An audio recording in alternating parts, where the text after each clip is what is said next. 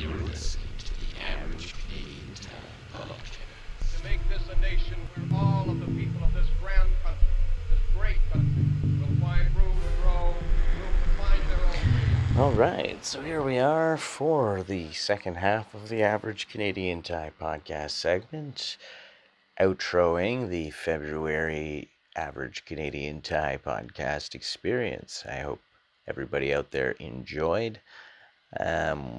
We obviously started off with an interesting Philosopher's Stone segment about self-righteousness and the ego, where we rounded out curbs having to do with recognition, freedom, our responsibility to each other in having freedom, dealing with dark triad personalities and the inevitability of people who have trauma and their ways of dealing and coping with it, and how that is formed sort of our sociological ways that we interact with each other. That's caused megalomania, that's caused people in poverty to be mentally sick, that's caused people who are rich to be mentally sick, and certain people have figured out different ways of surviving.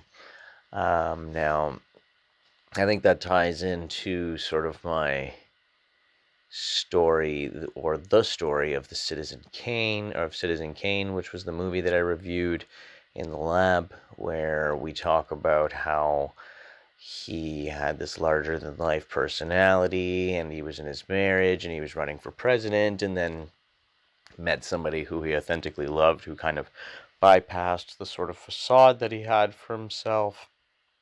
And as a result, he ended up completely betraying his goals in his sort of higher ego side of things, opting more for something that was truer to what his authentic self was.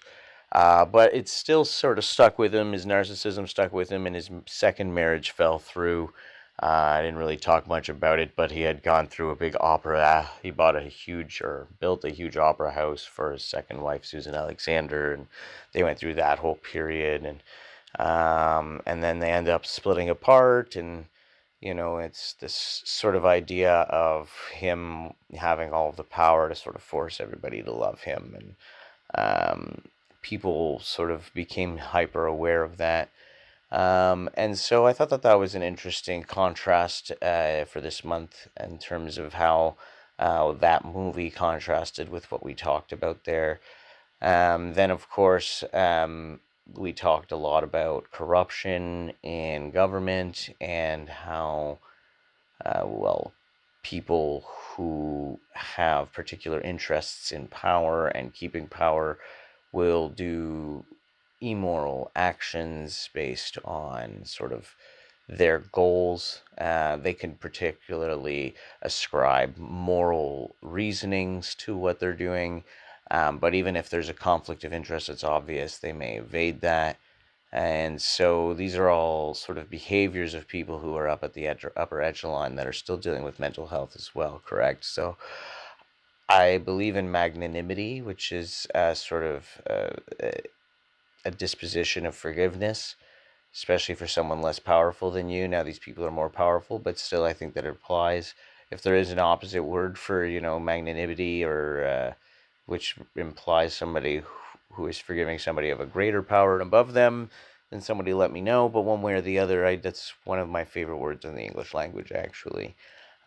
So it was a pretty fun month. I pretty much enjoyed the entire thing. I did a lot of research for it to make sure that I had everything put together in a nice package. I really appreciated all of the people who engaged in the streeters and contributed. There was a little bit of vulgarity, but I went into this sort of as a more adult podcast, something that's more adult and taking in by adults. We don't need more of the same sort of regurgitation of news that's censored and sort of proper and all the decorum. Like, this is casual. This is the average Canadian Tie. We're in an average setting, just talking politics and talking philosophy as average people would, which is kind of how I want to keep it. So If anybody's offended by the vulgarity, I do apologize, but at the end of the day, sometimes that's the raw reality, and I think that that's part of my pragmatic side is recognizing that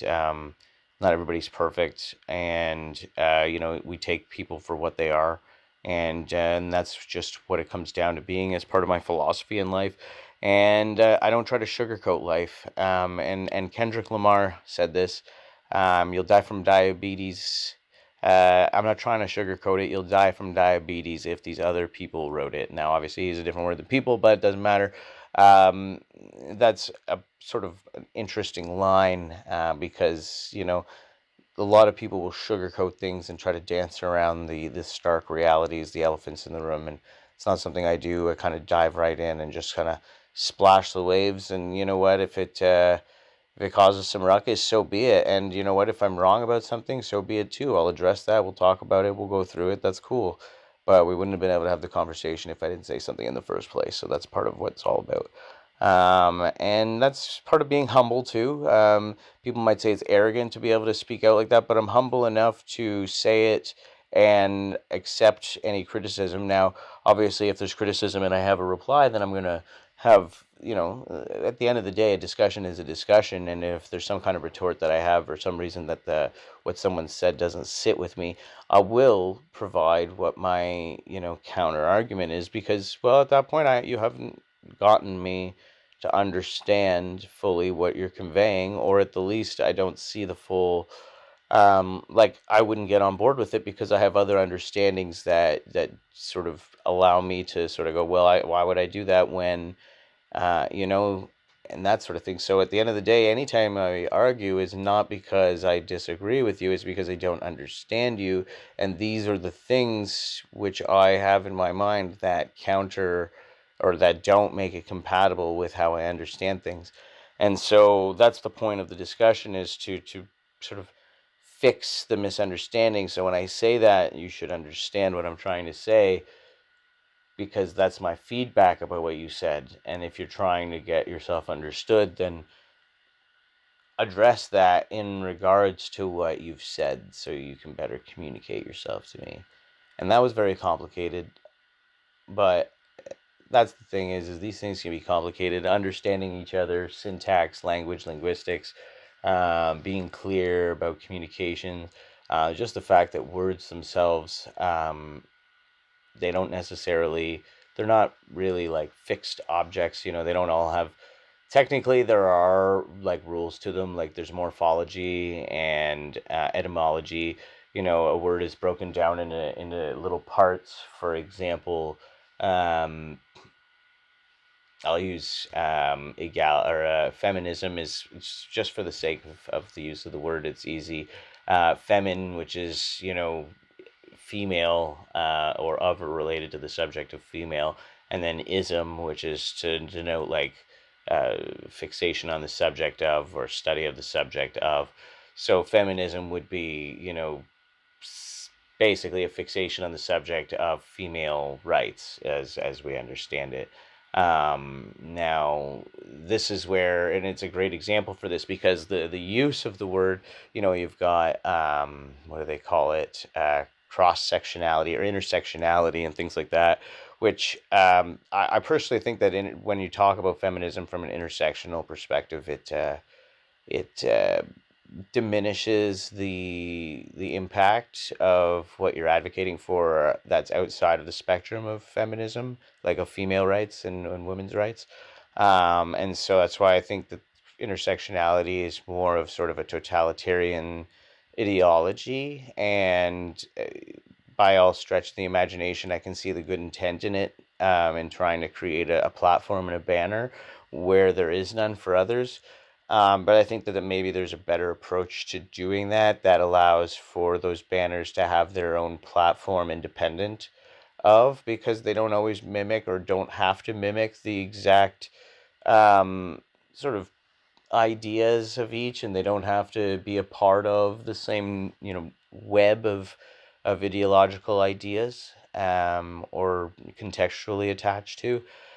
Which isn't, to say that women's rights pursuits are bad by any stretch of the imagination, but what I'm trying to say is that the use of our language impacts people sociologically and how they understand what's being said and how they are receptive to a message. And that's just like a truth of what people are like.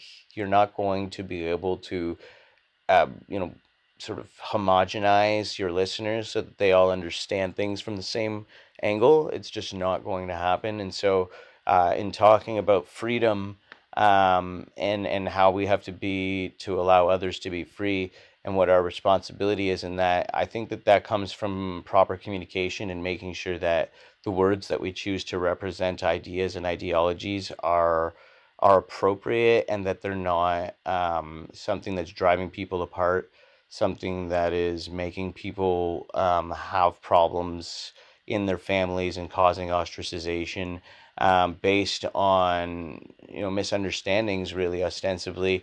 Um, and so at the end of the day, because of this sort of terminology hang up, and sometimes the way that it actually affects people on the opposite end of the spectrum, where, you know, maybe it's meant more moderately, but certain audiences take it more extremely and become more zealous, you know, then you have these audiences which sort of ostracize others who are still moderate but on the other side, and then they become less moderate and more extreme in reaction to the sort of more extreme elements on the other side that they see as potentially moderate, and things like that. So there's just this like net of like statistical possibilities that could happen with the wrong word usage, and it causes all these weird sort of nets of bad sociology, like just bad cultural ties between people. And so I think that it's very important to differentiate in our terminology.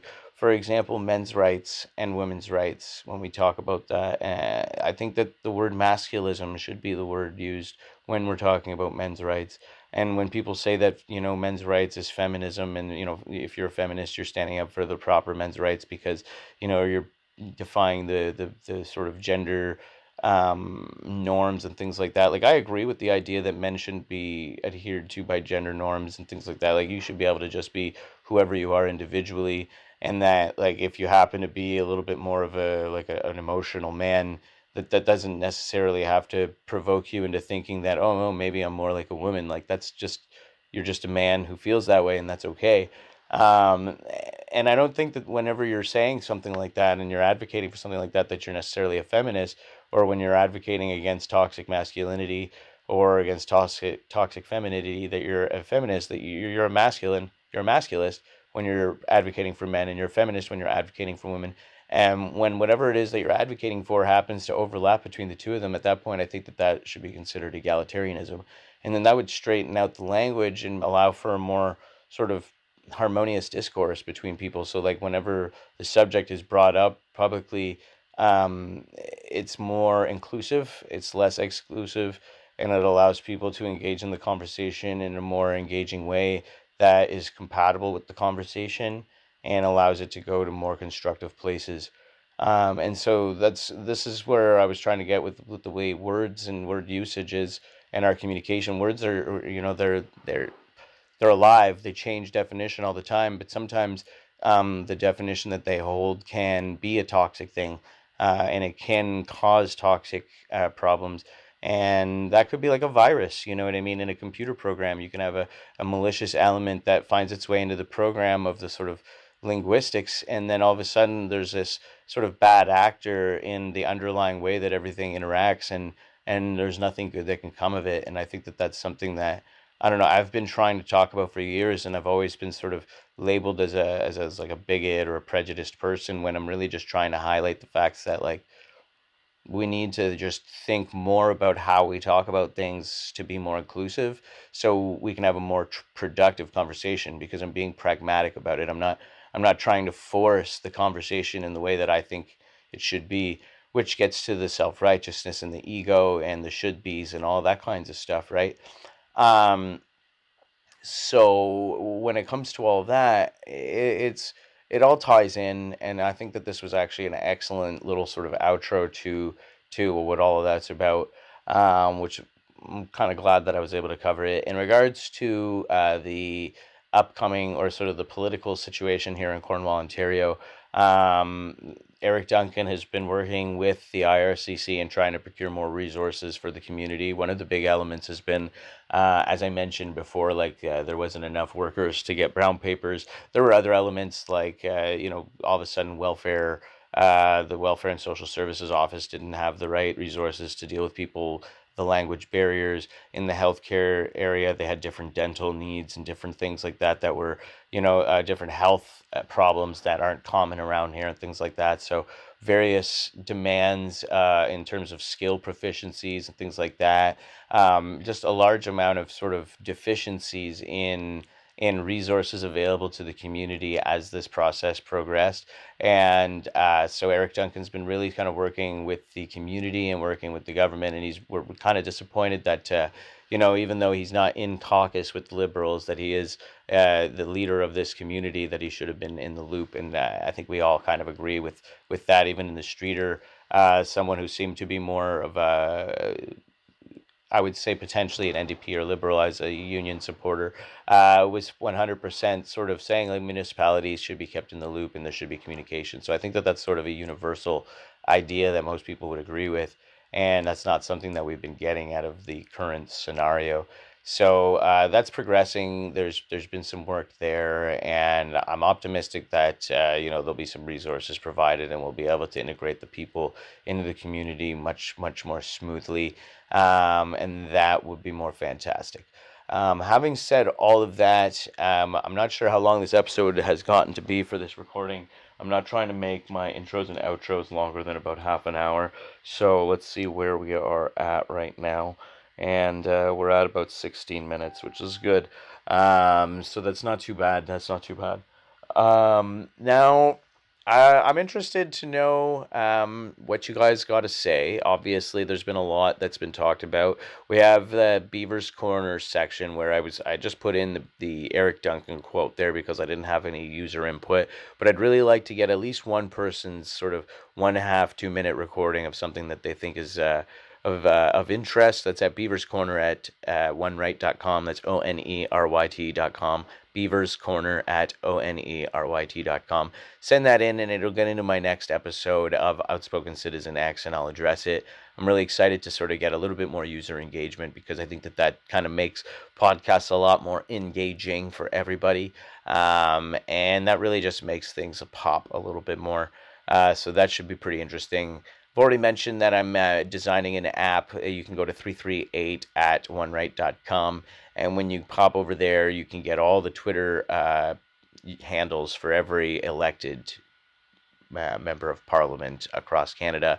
It's separated by party, color-coded, and shows which region that they are elected to, so you can definitely do that. That covers that.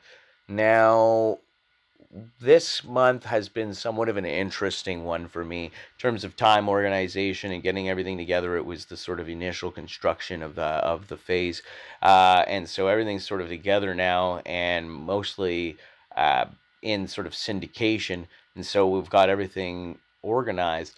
Now it should be a lot more smooth. It should run smoothly. The only thing is I'd like to highlight that I applied recently for the military, and if I get accepted for that, then I would at some point go for my basic up boot camp sort of thing, which is, I believe, about a month, which would take about a month of my time. I doubt I'd be able to publish episodes. I could see what I can manage. I'm not 100% sure what would be possible. It would be interesting to be able to make episodes during basic up and talk about my experiences there. Feel like that would be an interesting thing for any audience, but of course it is military, so any type of extracurricular item like that would probably not fly. But I'm not gonna count my sheep before they're jumping the fence yet. I haven't gotten my activation key yet, which has been a problem. I for some reason sent it off and didn't get an activation key that I need to fill in, and now I've signed it. It's through anyway, it's kind of a pain, the government sign-in portals and stuff. So just working through that as we go. I've got a new microphone coming probably this week sometime. I got to find my way up to Canada. A good friend of mine, Kyle, has definitely offered to give a microphone so I can get some improvement in my audio quality, and that will be really nice. I might even get a guest at some point this month. That would be pretty cool too. As that might just kick things over the edge. It's always nice. I can sit here and monologue very, very well. Here I am at probably about 20 minutes of just talking to myself while I'm sitting in my room alone. But having somebody else to bounce thoughts off of and give me sort of a kick in which direction to go always helps. And I quite enjoy being able to have the extra input as well, as that highlights sort of what I'm talking about here with the taking in information and then divulging and things like that. So that's always good.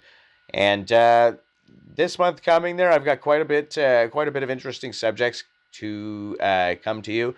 Now that is for the intro episode, which will be coming in about 2 days or so, 2-3 days. So look forward to the intro episode, which will kick off the month and letting you know what's to come. I'm excited to let you guys know. I've discussed a little bit about what's to come in my social media postings over like Twitter and Facebook and Twitch and things like that. I've been on streaming on my Twitch live late at night as I do my research for my upcoming episodes. So if you go to my Twitch, Average Canadian Ty, late at night, you'll often see me there. I'm not really talking much or doing much. You literally just see my computer screen as I'm reading books and stuff that are up on the screen and taking notes, copying and pasting, researching different ideas that I've read in the book and getting deeper into other books as I read that book and going back to the book and that kinds of stuff. You'll just watch me researching. It's not really that exciting, but I do have a chat, so you can always chit-chat me up and ask questions. And hey, it'd always be nice to have somebody saying, hey, what about this or that?